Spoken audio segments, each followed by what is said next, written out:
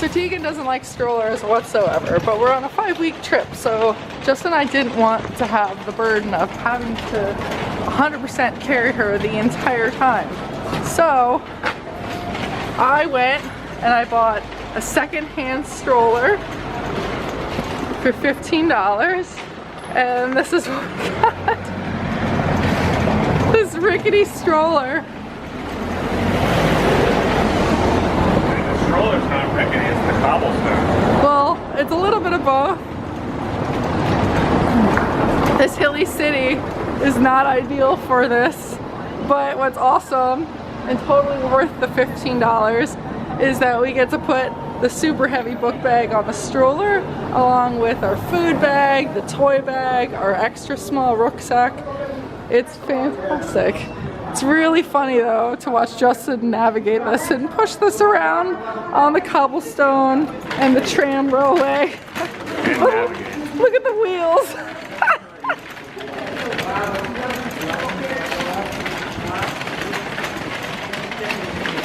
So he's still carrying a book bag.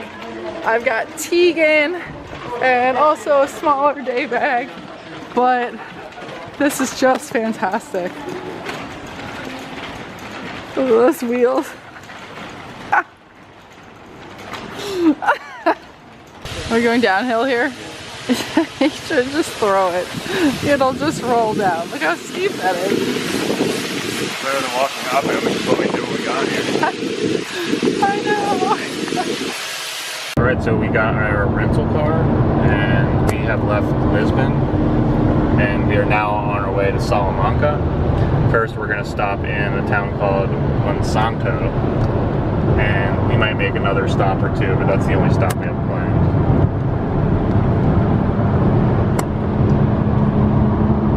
Tegan's sleeping in the back. By us at home, at her age, they're supposed to be rear facing. So we requested that, and they said that they could do that, that here it's the opposite way. I'd like to read about that, because I don't know. So we'll read about it, and then if we need to, we'll flip her around.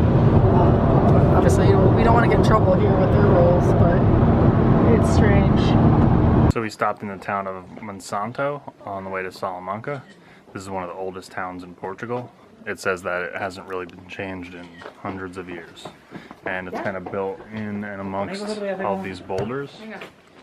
Pretty cool. Our info that we had kind of said that this place was like virtually unheard of for tourists and that it kind of implied we would be the only ones here, but we're not. There's a lot of tourists, there's tour buses and everything. Yeah. So it's okay though. Most of them stayed at the bottom of the hill. We climbed up. It's like Flintstones. Oh yeah, but have a good time and have a gay old time. That was amazing. There's just a boulder and another boulder and then a house in between. No big deal. Hell of a place to bunk up in if there's an earthquake. More boulders, more buildings, more cuteness.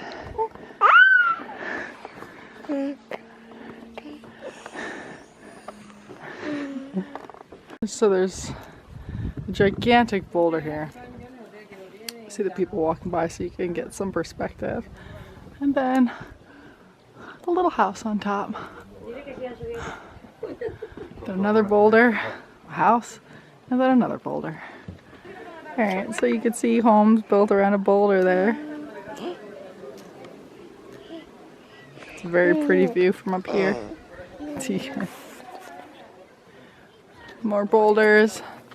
And then over here we read that this is what the pigs stayed in. So this was an old school pig pen. And over there is a home, and someone out here just told us that there's 12 kids born there. Yeah. So that's a home and a birthing room apparently, multiple times. All right, we came up to a restaurant terrace. We want to eat here, but they said that they don't have any availability. Whatever. Anywho, it's a beautiful view nonetheless. That really is. So, let's see some awesome boulders. My goodness. These things are huge. It makes you wonder why they decided to live up here. I mean, what if there's an earthquake or a little wobble, like anything, you know? Just seems like it shouldn't be done. On an optimistic note, this is a really nice view from this angle. I mean, it's gorgeous. Everything about it is just cool. I've never seen anything like it. And that's cool to see, but I'm not sure I'd be able to sleep well at night knowing that, like, I was living under a boulder.